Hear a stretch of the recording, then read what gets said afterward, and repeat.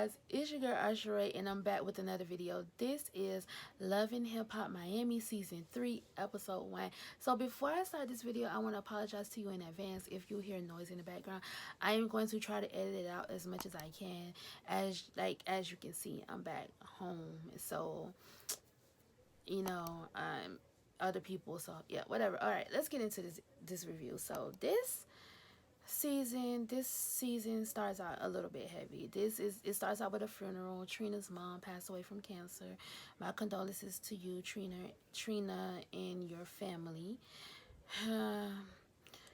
I just think that's hard. I cannot imagine not having my mom. Like, my mom is my best friend. I love my mom, like, I don't want to say to death. I love my mom to life. And if anything were to ever happen to her, I don't know how I would react to that.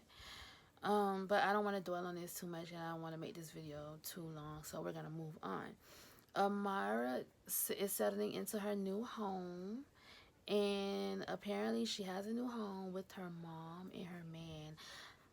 Not quite sure how that works, but if it works for them, hey, okay. Her boyfriend is MJ, and they're calling for him, and he walks in a towel, and I'm like, bruh, you got no respect. Like, her mama right here. Like, you ain't gonna try to cover up for moms? Like, whatever. I just thought that was crazy that he did that. Like, he just walking around like it ain't nothing in a towel. And he thought it was funny, but Amara's mama did not think it was funny, and I didn't think so either. He apologized, but he did apologize, and he went to go put on clothes. So Amara went in there, and, she was saying, like, bro, why would you do that in front of mom? He's like, well, I'm at home, I'm in my house. And she was like, yeah, but you still can't walk around like that. What if your towel would have fell? And that's what I'm thinking, like, what would have happened if your towel would have fell, and you just slinging dingling everywhere? Like, but I don't get it. That was whatever.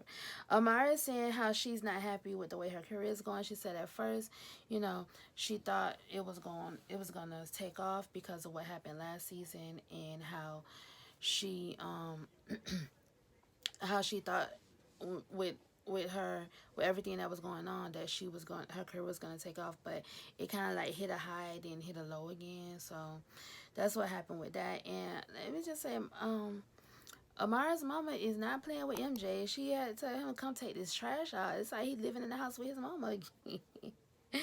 Trick Daddy has a new girlfriend by the name of Nikki. He's in the kitchen cooking for them, and he's just talking about how he's happy, how he's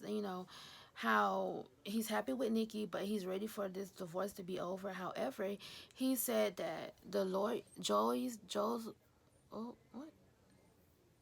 I'm sorry.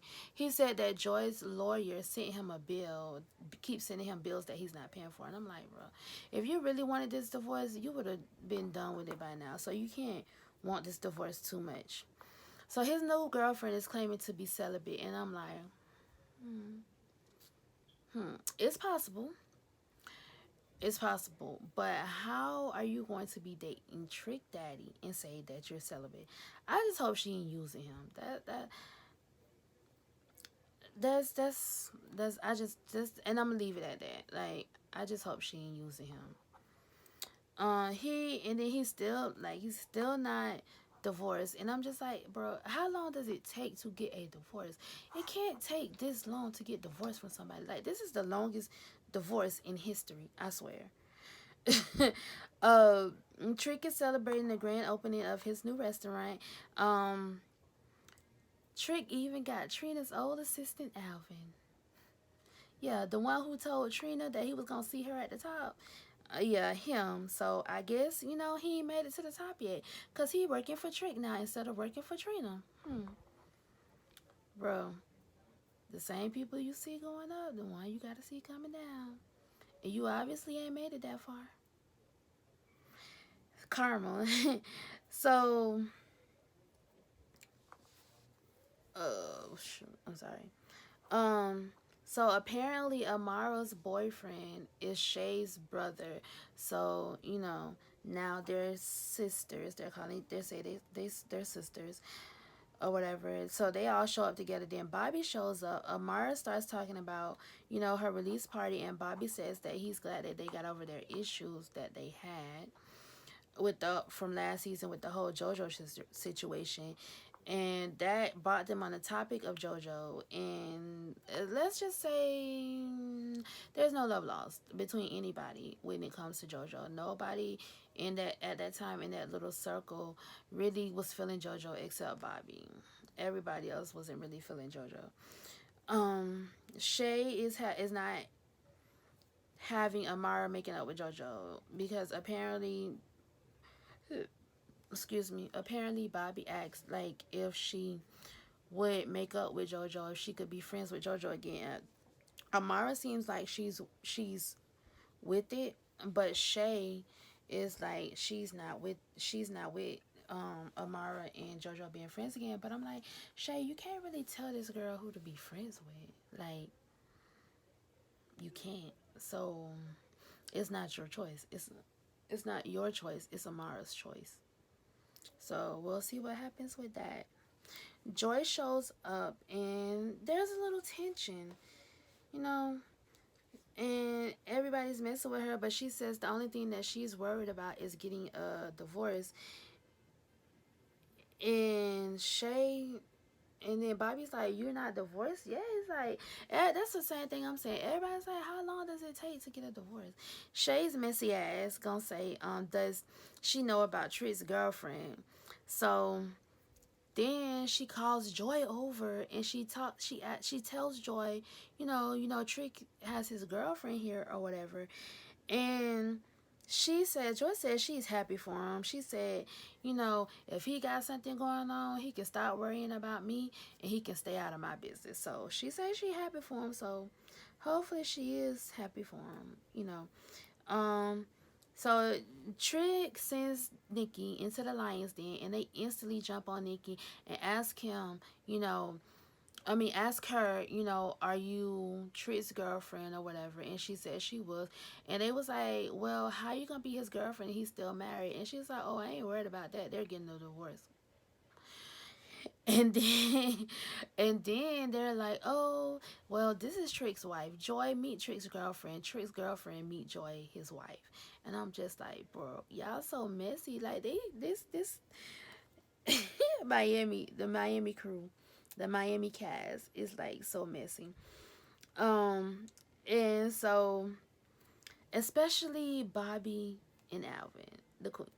Okay, Bobby asks about the divorce, and then Alvin says that because Trick comes over, so Bobby re-asks about the divorce, and Alvin says that he believes that Trick is still in love with Joy, and Trick is like, why y'all don't mind your own business? Why don't y'all just buy a damn hot dog stand and tend to that business instead of worrying about my business?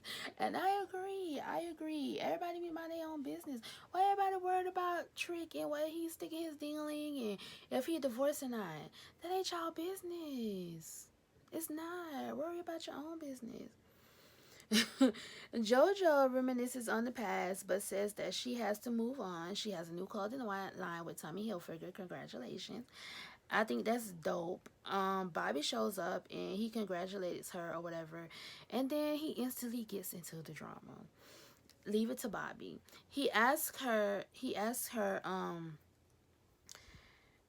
could her and Amara be friends again? And she said that she wants to be friends with him again, and he told her how the possibility of Amara could want them to be friends again as well. And then he tells her how Shay is jealous of them possibly being friends again, and she doesn't want them to be friends. But Jojo reveals that Amara has reached out to her and invited her to her single release party. Trina's in the studio. Joy comes in and brings in obituaries from her mother's funeral, and it kind of hits a spot with Trina, and she starts spazzing a little bit, and she said that she doesn't want to talk about it, and I can understand that. Like, when you go through something like that, you don't want to talk to nobody. You don't want to hear from nobody. Like, I can't imagine how she feels, but I just know, like, I didn't lose my mother, but when I lost my grandfather, like, I didn't want to talk to nobody about it. Like, you don't want to be bothered with it. You want to talk about it on your own time. So then she moves on to her ex business partner, Julian, and how he took advantage of a situation where her mom was sick and she wasn't really paying attention to the business like she should have. He apparently stole $300,000 from her, and she's saying that she want his money back. She want her money back. That he basically used the money for him when the money was supposed to be for his business, when the money was supposed to be for her. And it like launched this whole thing where her album had to be taken down and all this crazy stuff because he was dishonest and he took the money and did something else with it that he wasn't supposed to be doing with it. So Amara, and that just goes to show, like, you can't do business with everybody. You got to be careful. I mean, I'm pretty sure she trusted him because she was doing business with him for years, but people, snakes don't instantly bite. They sit in the grass and they wait for the right moment to strike. So it's just a lesson learned. Amara is having her single release party and everyone is there. And Shay says she's trying to have a peaceful night. But of course, Bobby doesn't allow her to have a peaceful night because he tells her that Amara invited Jojo to the single release party. Um, Shay is heated. Joy walks up to Trina and Trick and she starts bothering Trick and she's like, "What's wrong with you? Why you why you looking me up and down?" She's like, then she starts singing, "Oh, you want your old thing back? You want your old." I'm like, girl, leave that man alone and go about your business. You say you don't want him, but you bothering him. Like, stop teasing him and leave him alone. But I think he do. I think Trick still want Joy, but he trying to play hardball. But Joy don't want him though. So, oh well. Amara hugs Bobby and Shay addresses her for inviting Jojo to the event. They get into an argument and I'm just like, why, Shay? Why? Like, I understand where Shay is coming from. I totally do. She feels betrayed. She feels like her friend was disloyal to her. However, this is this girl's event. Why would you want to mess up her event like that? Like, this is not the time or the place for this to be going on. Amara just walks away from the situation. She says this is her night. She's not going to let anything ruin it. I don't blame her. Shay's brother tries to talk to her. Shay says she doesn't want him in the middle of it, so he might as well just let her be, and she doesn't want to talk about it right now. Amara says that Julian was supposed to be there, and everyone is giving her the dirt about him and how he allegedly stole this money from Trina. And it's just a whole mess, and Amara doesn't know what to believe in this situation.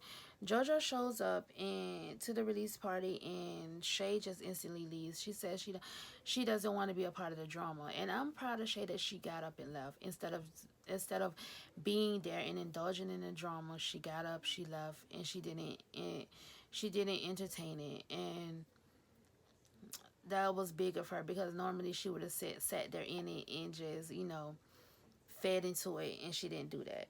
So,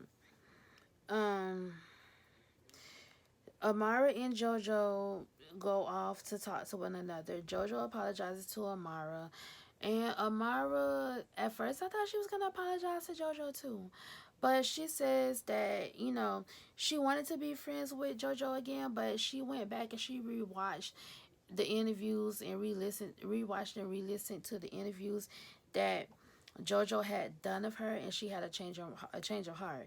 Like, she basically feels that Jojo is trying to make up for the cameras, and because it's a new season, and she says that they will never be friends again. And I'm like, Amara, did you do this for the cameras, like, or did you genuinely want to be friends with her again, and then you genuinely just don't want to be friends with her after revisiting those interviews, or was this just a way to get her there to embarrass her, or were you sincere about it? Like, I'm trying to figure that out, because sometimes Amara can be a mean girl. You see that movie Mean Girls, where they just was like just mean for no reason. And Not saying that Amara's were mean for no reason, but at this right this second, she was kind of being a mean girl. I mean, but people have the right to change their minds about things. But I'm just wondering, like, what was going on in that moment. So she just walks away. Jojo leaves. She gets on stage and performs. And I'm looking at Bobby like, Bobby, why you know all these words? I mean, every single word. And he's like saying it to Trina, and Trina's like, boy, back up. So, I mean, I try to find, try to find some humor in these things. This just crazy.